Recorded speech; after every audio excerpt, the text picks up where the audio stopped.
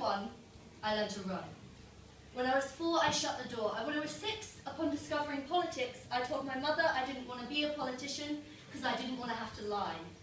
Yeah, so it's not the best rhyme, but hear me out, and you'll see that my doubt is well placed.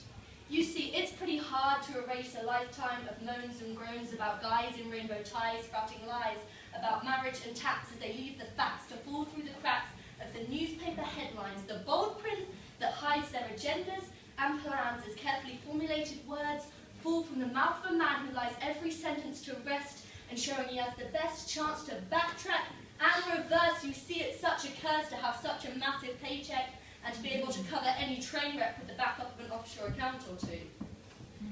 Now, I know this seems unfair as I haven't walked in their shoes or sat in their chair, as I haven't fallen asleep in Parliament daydreaming about my yacht when I was meant to be considering and listening.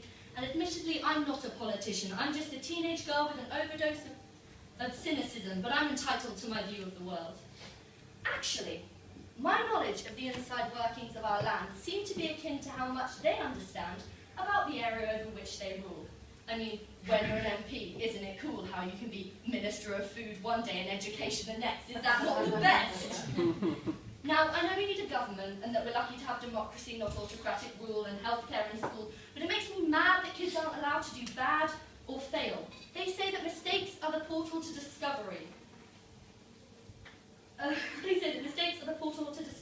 But you're never going to get economic recovery if no one's allowed to be discovery. But success is apparently as bad as failure, so they'll scrap all the joy and paraphernalia and increase the grade boundaries by a mark or 3, so your hard work for A becomes a B. Now, it's admittedly tricky to question and query, and it's in human nature to avoid getting leery.